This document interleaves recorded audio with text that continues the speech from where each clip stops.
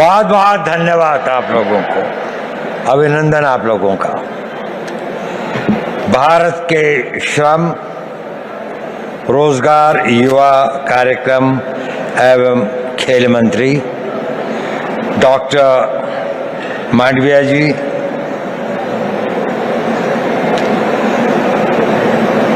इस विभाग की सचिव श्रीमती पल्लवी गोयल, क्षमा कीजिएगा, और हमारी मिनिस्टर ऑफ स्टेट रक्षा खड़से जी और एडिशनल सेक्रेटरी श्री मिश्रा जी, प्रतिष्ठित यहाँ पर उपस्थित सभी लोगों को, और विशेषकर इस सभागार में उपस्थित 3000 वो युवा जो एक बड़े भारी कंपटीशन के बाद यहाँ पर आए हैं, उन सब का मैं अभिनंदन करता हूँ। मैं आभारी हूँ माननीय मंत्री जी का, जिन्होंने मुझे यहाँ आने का ये अवसर दिया। थोड़ा असमंजस था मुझे, मैंने कहा भी कि मेरा क्षेत्र, मेरा अनुभव यूथ के साथ उम्र का एक बड़ा भारी गैप, आप लोगों में से अधिकतर मेरे से 60 वर्ष से अधिक छोटे हैं। मैं स्वाधीन भारत में नहीं, उस भारत में पैदा हुआ था जब भारत स्वाधीन नहीं हुआ था। तो मैं आपसे क्या बात कर सकता हूं? क्या चीज है जिस विषय पर मैं आप लोगों से बातचीत कर सकूं? जब मेरा यौवन था तो उसको मैं भूल चुका, बहुत समय हो गया, और जो आपका युवा काल है उसके अंदर इतना परिवर्तन आ चुका है कि मुझे कई चीजों का ज्ञान भी नहीं है। लेकिन एक चीज बड़ी कॉमन है, मैं जब युवा भी था और आज भी,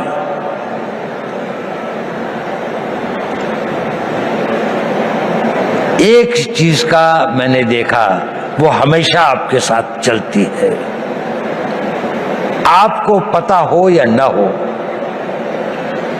आप कॉन्शियस हो या ना हो, चीज बहुत छोटी है, लेकिन वो आपके जीवन की लोकाई को डिटरमिन करती है, उसकी गति और उसका क्या अंत में वो कहाँ पहुंचेगी इसका निर्णय करती है।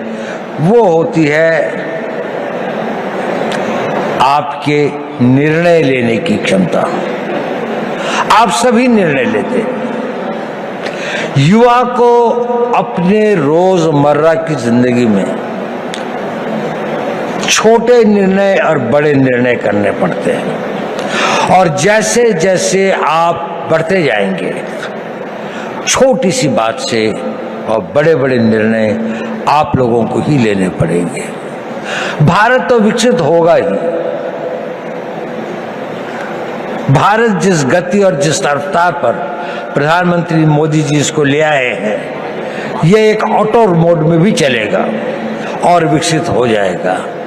लेकिन प्रश्न यह है कि इस विकसित भारत का नेतृत्व कौन करेगा, वो कितने सक्षम होंगे। और नेता की सबसे बड़ी शक्ति जो होती है, सबसे बड़ा हुनर, सबसे बड़ी योग्यता वो होती है कि वो सही निर्णय लेता है, समय पर निर्णय लेता है, और अपनी पूरी आस्था और उसके साथ उन निर्णयों पर कार्यान्वित करता है। तो अगर आपको भारत के विकसित भारत का नेता बनना है, किसी भी क्षेत्र में हो, साइंस में हो, टेक्नोलॉजी में हो, सिक्योरिटी के क्षेत्र में हो, आपको निर्णय लेने पड़ेंगे, और यह निर्णय लेने की क्षमता आपको अभी से विकसित करनी पड़ेगी। आप लोगों ने बहुत कुछ पढ़ा है, आप भारत के जागृत युवक हैं। निर्णय कैसे लें, बहुत सारे मोटिवेशनल स्पीकर्स बताते हैं। मैं उस बारे में ज्यादा नहीं कहना चाहता।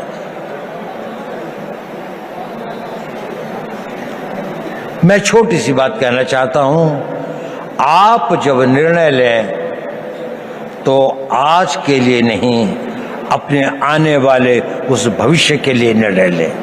दूरदर्शी भाव से निर्णय लें। आज का निर्णय तो लगता है कि ठंड बहुत है, रजाई में बैठे रहें, लेकिन अगर आपको कंट्री को रिप्रेजेंट करना है तो आपको लगता है नहीं, मुझे 4 बजे दौड़ने के लिए जाना ही चाहिए, मुझे अपनी फिजिकल फिटनेस रखनी चाहिए। अभी 1 जनवरी को कई लोगों ने बहुत सारे निर्णय लिए होंगे। कल से पक्का सोशल मीडिया नहीं देखूंगा, टाइम खराब नहीं करूंगा, जिम में रोज जाऊंगा, खूब दिल लगा के पढ़ाई करूंगा। कुछ करते हैं, कुछ नहीं करते। सही निर्णय लेना बहुत जरूरी है, बहुत आवश्यक है। अपने निर्णयों को दूरअंदेशी से करें। हर निर्णय को लेने के साथ ये सोचें कि इस निर्णय के बाद मेरा अगला निर्णय क्या होगा, अगला कदम क्या होगा। एक कदम उठाने से पहले अगले 2 कदम की सोचें। जीवन के अंदर में ड्रीम्स से जीवन नहीं बनते, पर ड्रीम्स उनको एक दिशा देते हैं, आवश्यक है। उन ड्रीम्स को डिसीजंस में बदलना पड़ता है और उन डिसीजंस को लाइफ की रियलिटीज में बनना पड़ता है। कुछ लोग जो इसे कर पाते हैं वो सक्सेसफुल हो जाते हैं, उन्हें सफलता प्राप्त होती है। बाकी लोग ड्रीम्स के से और डिसीजन तक के कुछ वॉक हो जाते हैं, कुछ डिसीजन से इम्प्लीमेंटेशन तक में भटक जाते हैं, तो गंतव्य तक नहीं पहुंचते। आप सब लोगों में असीम संभावनाएं हैं। आप में यौवन की ऊर्जा है, आप में बड़े बड़े सपने हैं, आप में वो शक्ति है, आप में वो प्रवाह है जो ये कहता है कि मैं समुद्र को पी जाऊंगा, मैं दुनिया को बदल डालूंगा। उस तरह की शक्तियों को लेकर आप आए हैं और आप बहुत भाग्यवान हैं कि आप उस भारत में पैदा हुए, एक स्वतंत्र भारत में। ये स्वतंत्र भारत हमेशा ऐसा नहीं था जितना स्वतंत्र आपको दिखाई देता है। सदियों तक हमारे पूर्वजों ने इसके लिए बहुत कुर्बानियां सही, बहुत अपमान सहे, बहुत असहायता के दौर से गुजरे। कई लोगों को फांसी चढ़नी पड़ी, भगत सिंह को फांसी के फंदे को स्वीकार करना पड़ा, सुभाष बोस को जीवन भर संघर्ष करना पड़ा, महात्मा गांधी को सत्याग्रह करना पड़ा और अनगिनत लोगों को अपनी जानें देनी पड़ी। ये संघर्ष चलता रहा। हमारे गांव जले, हमारी सिविलाइजेशन को समाप्त किया गया, हमारे मंदिरों को लूटा गया और हम एक मूक दर्शक की तरह असहाय होकर इसको देखते रहे। यह इतिहास हमें एक चुनौती देता है कि ये उस भारत का आज हर युवक के अंदर वो आग होनी चाहिए कि मैं, प्रतिशोध शब्द अच्छा तो नहीं है, लेकिन प्रतिशोध भी अपने में एक बड़ी भारी शक्ति होती है। हमें अपने इतिहास का प्रतिशोध लेना है। हमने इस देश को फिर वहां पहुंचाना है जहां पर हम अपने हक, अपने विचार और अपनी आस्थाओं के आधार पर एक महान भारत का निर्माण कर सकें। हमारी एक बड़ी विकसित सभ्यता थी, हमने किसी के मंदिर नहीं तोड़े, हमने कहीं जाकर लूटा नहीं, हमने किसी बाहर के लोगों के ऊपर आक्रमण नहीं किया, जबकि सारी दुनिया बहुत पिछड़ी थी। परंतु क्योंकि हम अपनी सुरक्षा और हम अपने आप को समझ नहीं पाए कि हम को क्या खतरे हैं, हम उनके प्रति उदासीन रहे, तो हमें इतिहास ने एक सबक सिखाया। क्या हमने वह सबक सीखा? क्या उस सबक को हम याद रखेंगे? अगर आने वाली पीढ़ियां उस सबक को भूल जाएंगी तो ये इस देश का सबसे बड़ा ट्रेजेडी होगी। सेंट पीटर्सबर्ग के अंदर में एक बहुत बूढ़ा रवि रहता था, यू। वहां का जो बिशप था वो दोनों बहुत दोस्त थे। तो एक दिन बिशप उसके घर पे आया तो रवि जो था करीब 80-85 साल का था, तो उसकी आंखों में आंसू थे।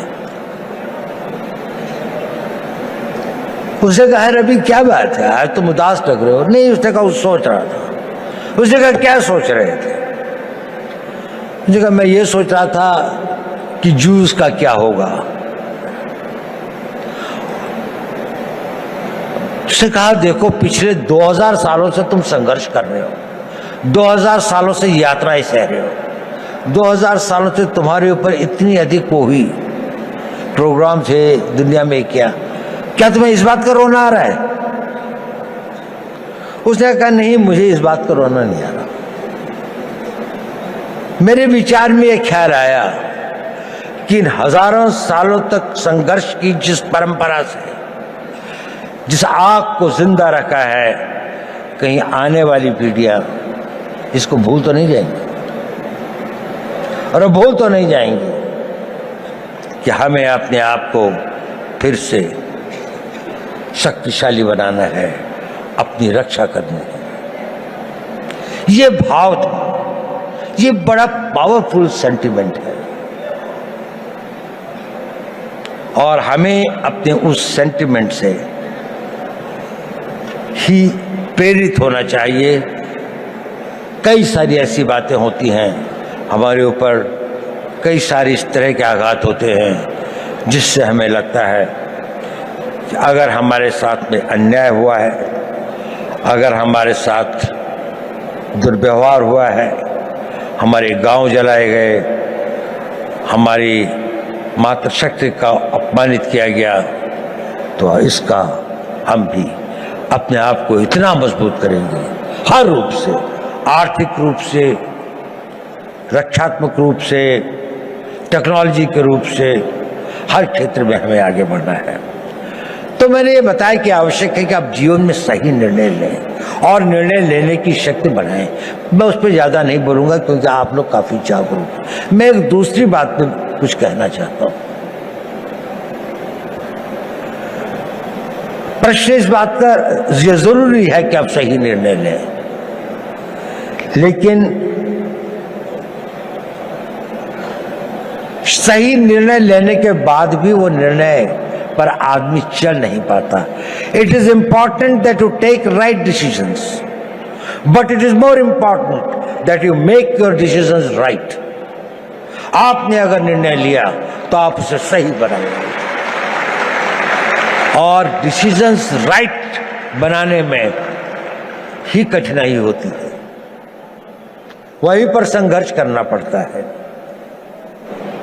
इस अपने डिसीजंस को जो आप लेते हैं उनको राइट करने के लिए आपको खटना पड़ता है, साधना करनी पड़ती है, मिटना पड़ता है, जल तिल तिल भर के जलना पड़ता है, और लंबे समय तक चलना पड़ता है। एक दिन में सपने पूरे नहीं होते, एक किसी काम को करने से मंजिल नहीं मिलती। ये छोटे छोटे कई काम होते हैं जो आपको करने हैं।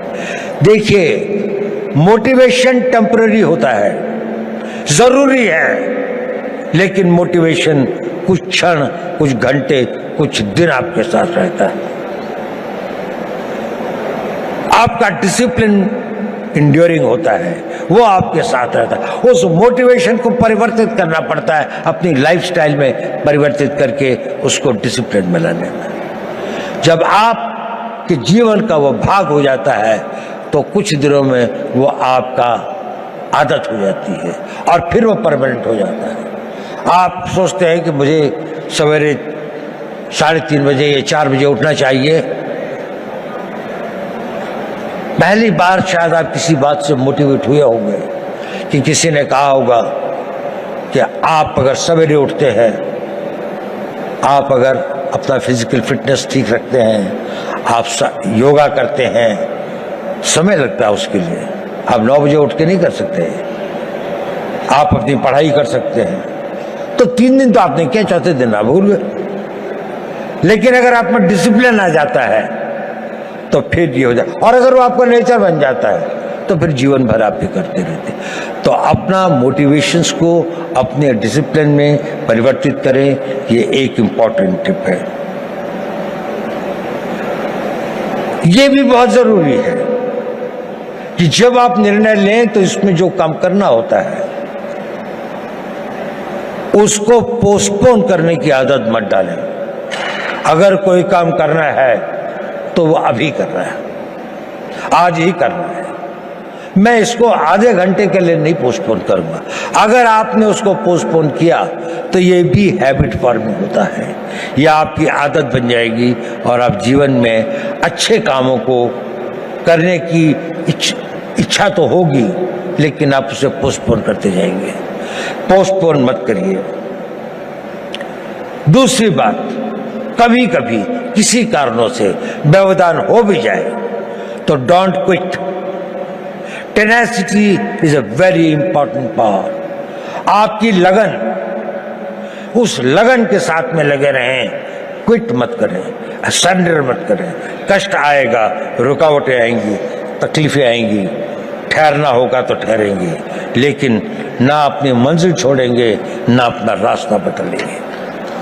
आगे बढ़ेंगे तो पूरे जोश के साथ बढ़ेंगे।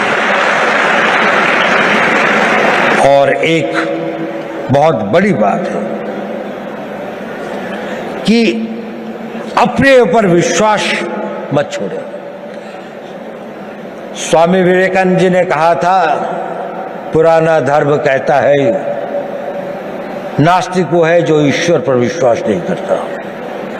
नया धर्म कहता है नास्तिक वो है जो स्वयं पर विश्वास नहीं करता। यदि आपको ईश्वर पर विश्वास है तो अपने पर विश्वास करना सीखिए। आप इसको कर सकते हैं। ये शक्ति आप में अपने आप आ जाएगी अगर आप अपने आप को ये करेंगे। मैं आपसे ये सब क्यों कह रहा हूं? इसलिए कि आप भविष्य के नेता हैं। अगर आप भविष्य के नेता हैं तो आपको डिसीजन लेने पड़ेंगे। अगर आपको डिसीजन लेने पड़ेंगे तो आपको उन डिसीजंस को कामयाब बनाने के लिए पूरी आस्था, पूरी कमिटमेंट, पूरी मेहनत, पूरी लगन के साथ समर्पित होना पड़ेगा। लेकिन इसका एक और कारण भी है जो मैं ये बात आपसे कह रहा हूं। ये बात सही है कि नहीं मैं नहीं कह सकता, लेकिन ये मेरे 81 साल के जीवन का अनुभव है। और आप लोगों को गुमराह करने से बड़ा पाप मैं कोई नहीं कर सकता। मैं आपसे एक बात कहना चाहता हूं, ये मेरे अनुभव के आधार पर भी है और मेरा अनुभव मेरे अपने जीवन का नहीं और हजारों लोगों के साथ जो मेरे जीवन का अनुभव रहा उस पर भी। जब आप अपने आप को इस तरह से ढालते हैं, 5 साल का टाइम दीजिए, केवल 5 साल, कि मैं जो निर्णय करूंगा उस पर अटल रहूंगा। 5 साल अगर आपने यह काम किया, आप में एक अद्भुत एनर्जी पैदा होती है। वो होती है आपकी विल पावर। और ये सब जो मैं कह रहा था वो इसलिए कह रहा था, सही निर्णय लें, निर्णय पर अटल रहें, ताकि आप में वो विल पावर पैदा हो सके। और वो विल पावर क्या होती है, मैं आपको छोटी सी कहानी सुनाता हूँ। 11 अप्रैल 2011 को हमारे कंट्री की एक नेशनल वॉलीबॉल प्लेयर थी, उनका नाम था अरुणिमा वर्मा। वो वॉलीबॉल के टूर्नामेंट से आई और अपनी परीक्षा देने के लिए दिल्ली से लखनऊ जा रही थी। बरेली के पास कुछ डकैतों ने उस पर हमला कर दिया और लोगों से सामान लूटने लगे। अधिकतर लोगों ने दे दिया। उसके गले में चेन थी, उन्होंने चेन खींचने की कोशिश करी, उसने रेजिस्ट किया, उसने नहीं दी चेन। उन लोगों ने उसे ट्रेन से बाहर फेंक दिया। वो बहुत बुरी तरह से लहूलुहान हो गई। दुर्भाग्य देखिए, उसी समय दूसरी ओर से एक ट्रेन आ रही थी और वो ट्रेन से उसका पांव कट के अलग हो गया। रात के 2 बजे का समय था।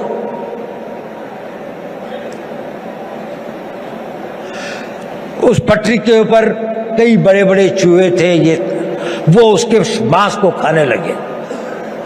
वो वेदना में करा रही थी पर कोई नहीं था। उस सुनसाने में, उस वीराने में कोई नहीं था। वो लहूलुहान, उसका बहुत खून बह चुका था। सवेरे लोग वहां पहुंचे तो उसको उठाया, ले गए। नेशनल प्लेयर थी, दिल्ली लाए, all India institute of medical sciences में उसका उपचार हुआ।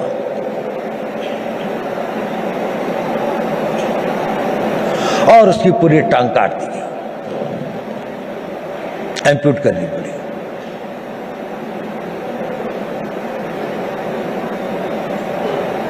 वो बिल्कुल एक विकलांग होकर अपने घर में पड़ी थी, लेकिन उसने इरादा किया कि नहीं, मैं विकलांग नहीं हूं, मैं माउंट एवरेस्ट पे चढ़ूंगी।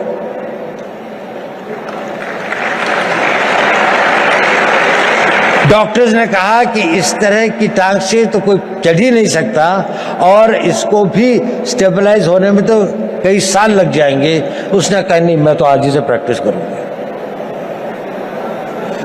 13 मई 2013 को उसने माउंट एवरेस्ट पर चढ़ी। पहली एक पांव न होने वाली महिला में एक आर्टिफिशियल उसके साथ में, और वही नहीं, सबसे पहले चढ़ी टॉप पर। जो पूरा गैंग ग्रुप था उसके अंदर में वही बेस कैंप से सबसे पहले आती थी। क्या था उसके अंदर? Physical strength, opportunities, talent. इस सबसे ज्यादा उसके अंदर वो विल पावर थी। और वो विल पावर उसके साथ में एक दिन में नहीं आई। जब उसके जीवन को लोगों ने पढ़ा, समझा, उसने बचपन से ही अपने अंदर एक ऐसी शक्ति पैदा की थी कि जो उसकी स्ट्रॉन्ग विल पावर थी। मैं चाहता हूं कि आप लोग इस 5 साल के शेड्यूल को फॉलो करें। इसके लिए नहीं कि निर्णय सही होंगे, इसके लिए नहीं कि निर्णय को आप निर्णय कर पाएंगे तो आपको सफलता मिलेगी, वो तो मिलेगी, लेकिन उस कमिटमेंट, उसके साथ में, रिगर के साथ में, उस डिसिप्लिन के साथ में अगर आप अपना जीवन जिएंगे तो आपके अंदर एक बहुत स्ट्रांग विल पावर पैदा होगी। और वो विल पावर एक इतनी बड़ी शक्ति होती है कि आप जो चाहोगे वो कर सकते हो। आप उसकी इच्छा करोगे, वो इतना बड़ा फोर्स मल्टीप्लायर होता है कि वो आपकी physical energy, mental calibre, mental talent वगैरह, एवरीथिंग एल्स, वो सब कुछ जीतती हुई आप देखोगे कि जीवन में ये असंभव चीजें क्यों होती हैं। अब तो मेरे अंदर इतनी शक्ति रह भी नहीं गई थी, अब तो शायद मैं नहीं इसके काबिल हूं, लेकिन वही हो जाता है क्योंकि आपके अंदर वो ये डोरमेंट शक्ति ईश्वर अपने द्वारा बनाए हुए हर इंसान में देती है, लेकिन 99% की बिना जागृति खत्म हो जाती है। कुछ लोग इसे जागृत करते हैं और वो अपने डिसिप्लिन से और उसको अपना नेचर बनाकर जागृत करते हैं। आप अपनी उस इच्छा शक्ति को बढ़ा सके, वही इच्छा शक्ति एक राष्ट्र शक्ति बनती है। लड़ाई क्यों लड़ते हैं हम लोग?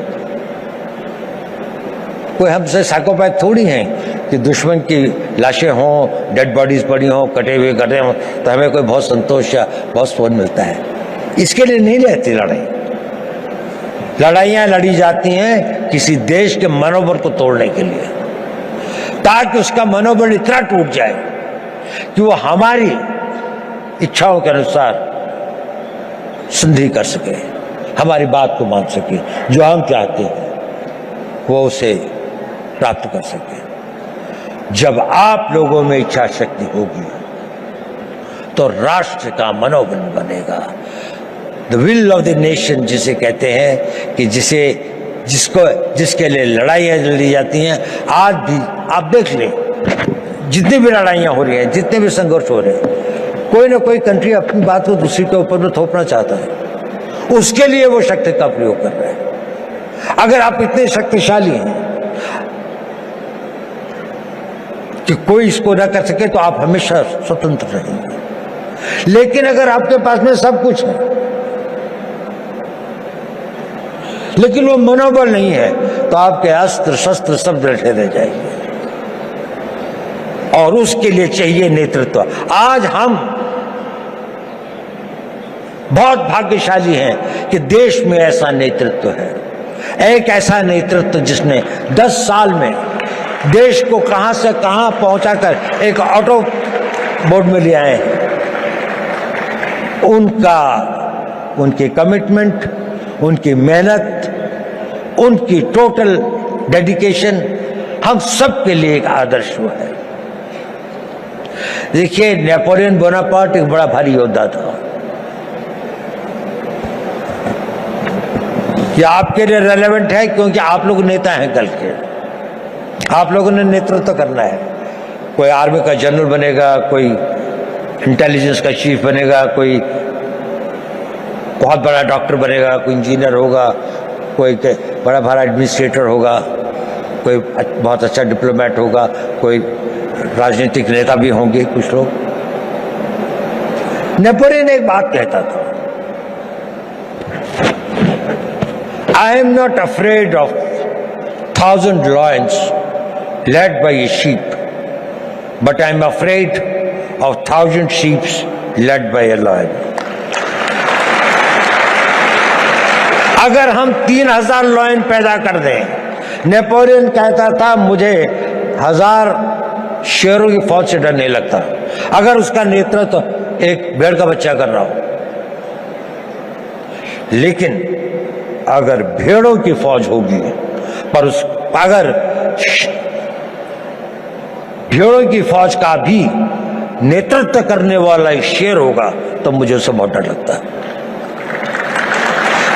क्या इस भारत मंडपम में बैठे 3000 शेर पैदा कर सकते हैं? 3000 वो लोग कर सकते हैं। अगर आप नेतृत्व करेंगे तो देश पीछे चलेगा, जहां आप ले जाएंगे देश वही जाएगा। आज देश कहां जा रहा है? इसकी कल्पना, जिसने इसकी कल्पना करी, मोदी जी ने इसकी कल्पना करी। एक संघर्ष क्या, एक टीम में जो भी इतना सारा, इतनी मेहनत, इतनी लगन, इतनी कमिटमेंट, इतनी इमेजिनेशन के साथ में इतना डिसिप्लिन है कि वो भी एक तरह से ऑटो मोड पर डिविनिटी के साथ चलते हैं। कहां से विचार आते हैं, नए नए विचार किसी भी क्षेत्र में हो। हम लोगों का तो थोड़ा स्पेशलाइज फील्ड है, उसमें भी मैं देखता हूं हमेशा उनको कोई एक नया विचार, एक नया वो आता है उस विल पावर से, उस टोटल कमिटमेंट से, उस पूरी की पूरे समर्पण से। आप बहुत भाग्यवान हैं। आप एक उस भारत के तो देखेंगे जिसकी हम कल्पना कर सकते हैं। जब आप अपने यौवन में, जब आप अपने उसके आगे अपनी मेहनत और लगन से आगे पहुंचेंगे तो उसके बाद आप देखेंगे कि एक बहुत बड़े भारत की आप होंगे। लेकिन ये पहली बार नहीं होगा कि भारत के इतिहास में ऐसा हुआ। जब जापान का उदय हुआ तो वेस्ट के अंदर में एक बड़ी बहस चली कि क्या एशियन कंट्री कोई जो है वो वेस्टर्न कंट्री से आगे निकल सकता है। तो मैलिस एंडरसन करके एक हिस्ट्री के कैम्ब्रिज यूनिवर्सिटी के अंदर में एक हेड ऑफ द डिपार्टमेंट थे, उनसे कहा गया कि एक स्टडी की जाए कि ये इकोनॉमी जो है इसका क्या इतिहास रहा। तो मैलिस ने एक किताब लिखी जिसका नाम है वर्ल्ड हिस्ट्री ऑफ इकोनॉमी, और उसने वो फर्स्ट सेंचुरी से लेके 19th सेंचुरी तक लिखी। और उसमें उसने कहा कि इसमें से 1700 साल तक अधिकतर इंडिया की नहीं तो कभी कभी चाइना की इकोनॉमी ही वर्ल्ड की सबसे बड़ी इकोनॉमीज थी। और बड़ी ही नहीं थी कि टुगेदर इन दोनों के बीच में लगभग 55 to 60% इकोनॉमिक पावर थी, बाकी सारी दुनिया में 40%। भारत ने बहुत बड़ी बड़ी सक्सेसेस देखी हैं। हमें 150-200 साल लगते हैं। ऐसे कई बड़े कालखंड आए हैं जिसमें वो अपनी पराकाष्ठा पर था, साइंस की, टेक्नोलॉजी की, आर्थिक विकास की, लेकिन हम वहां से गिर भी सकते हैं। There is nothing permanent in life. आपको अपने हर दिन की हर उसकी रक्षा प्रतिदिन करनी पड़ती है। ये एक परपेचुअल स्ट्रगल होता है। नेशनहुड और राष्ट्र को मजबूत रखना ये एक निरंतर संघर्ष है, जैसे कि आपका भी संघर्ष निरंतर है। ये कभी समाप्त नहीं होता। आखिरी सांस तक आपका जीवन तब तक सार्थक है जब तक आप सोचते हैं कि मेरे लिए करने के लिए कल भी कुछ है। अगर आपके पास कल कुछ नहीं है तो आपका जीना बेकार है। आप सोचते हैं और जो कल मैंने करना है वो डिसिप्लिन आपके अंदर वो इच्छा शक्ति पैदा कर देगी। उसके लिए शक्ति भी आएगी, समय भी होगा, संयोग भी होगा और आप उसे कर भी पाएंगे और आप कामयाब हों। मेरी यही शुभकामनाएं आप लोगों को मेरा बहुत बहुत हो। आप भारत के भविष्य हो, के कर्णधार हो। आप लोग पले फूले मेरे